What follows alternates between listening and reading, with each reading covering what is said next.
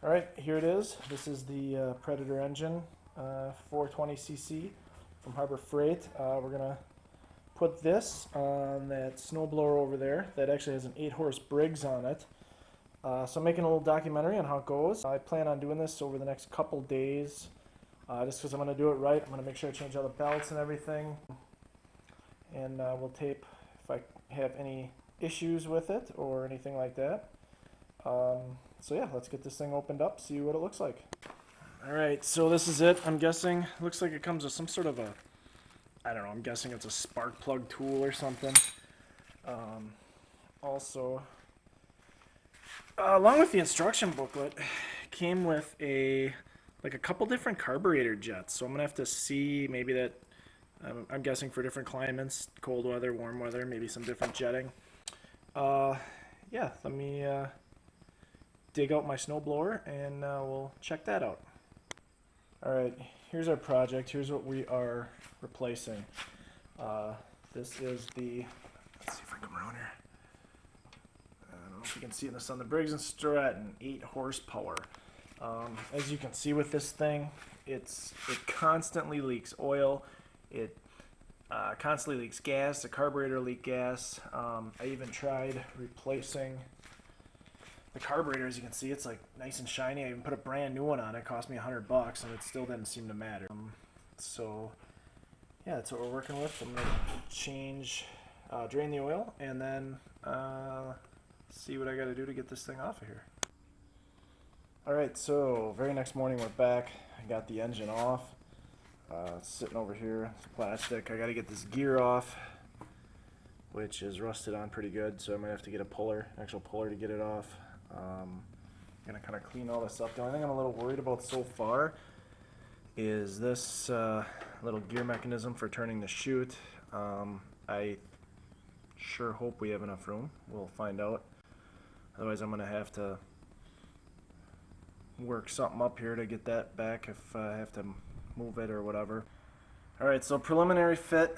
Yeah, it doesn't, I'm gonna have to do something with that. I don't know if I might just cut a little notch out here. Maybe I can just bend that tab over so it fits, because that's pretty close. And then the other problem I'm running into, not a real big deal so far, is one, I'm not sure. I'm gonna have to cut a little notch out. I don't know if you can see right in there, there's like a raised lip. I'm gonna have to cut that out. And the only other thing I'm a little concerned with is just the shaft lining up with the pulleys. I'm not sure what I'm going to do about that just yet. I'm not sure as though it's bad, but I'm not sure as though it's good either. So we will have to see what happens. Alright, so further inspection here. When I tried to line up the holes, actually the last little clip I took, I tried to line up the holes the best I can. In which case, this pulley, which is for the traction, see if I can hit the button. I don't know if you can see how it moves in. With that engine sitting the way it was sitting right up tight against that, so there would have been absolutely no movement. I could have never had this thing propel. So kind of slid it back. I kind of marked. We're going to take it off. See, I might just have to drill some new mounting holes. I hope I don't have to, but I'm going to have to. So you know, shaft looks plenty long enough, no big thing there. You know, we're still tight over here, and I don't think that's going to be a big deal. Like I said, I think I can just bend the bracket. We got plenty of slack to take up here, and there's also an adjustment for the gear here to turn the chute. So I don't think that's going to be a big deal, but I think I might have to just take a little bit of material out of there, which isn't a big deal. It's just, you know, here I was all happy that this was going to be a drop-on fix, but looks like there's going to be a little work. No big thing though. Alright, so I ran into a little bit of problem here. I moved this, oops, maybe you can see it better from over here. The gear for the chute, moved it over. In fact, you can, I don't know if you can see the original bolt holes. I moved it over, actually trimmed out the, I think you're getting a lot of glare, trimmed out the, I don't know if I can put my hand there, there we go. Trimmed out the, I don't know, whatever you want to call this side thing here that goes up to the handles.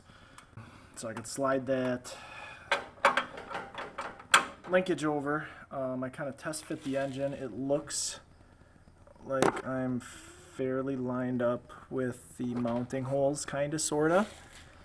And I'm really close over here.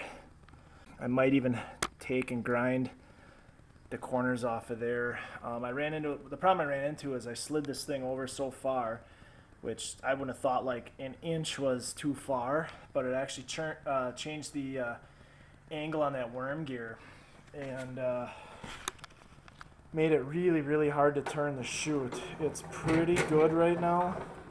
I think as long as I keep it greased or lubed, I think it'll be okay. I mean, I really had a difficult time adjusting it. It's pretty good right now. We'll see what happens in the middle of winter. But it's on here.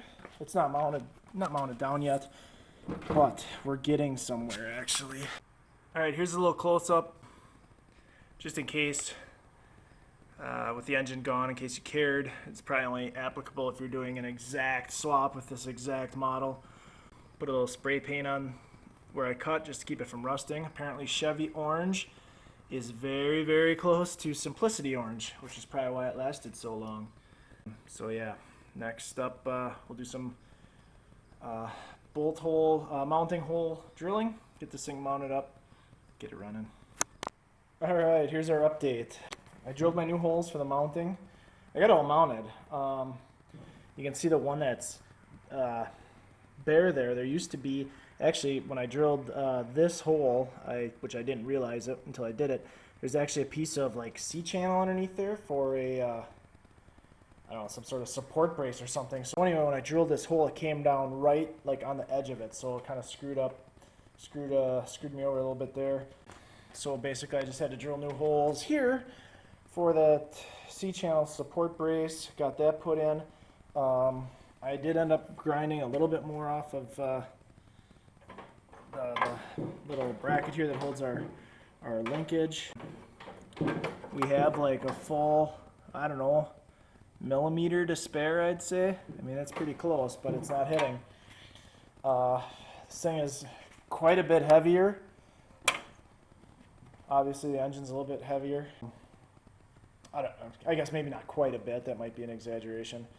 I'm gonna have to do a little bit of cutting or custom fab for this cover that's supposed to go over here to make it fit.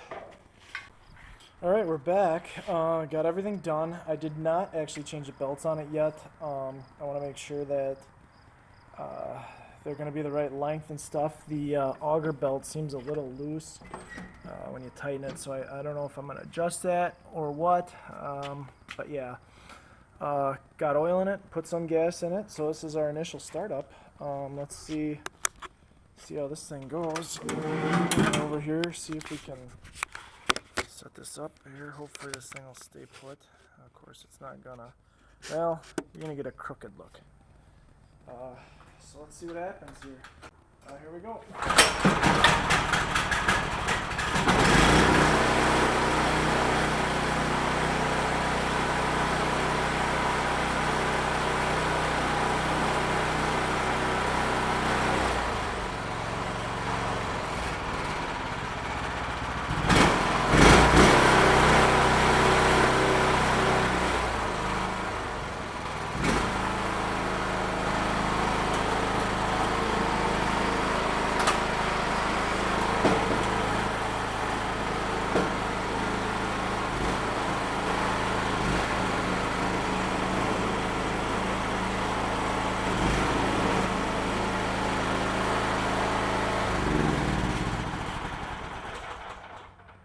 Awesome.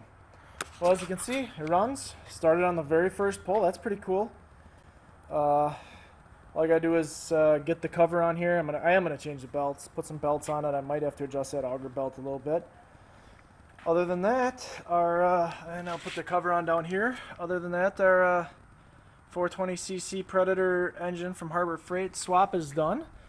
and I'm gonna upload this to YouTube. Also, I'm going to keep you posted this winter. It's only well, it's the 2nd of September, so I'll keep you posted, let you know how it goes through winter. The only thing I'm a little worried about is with the old engine in here, if the chute got plugged up, it, like, you know, really heavy packy snow, it would actually stall the engine.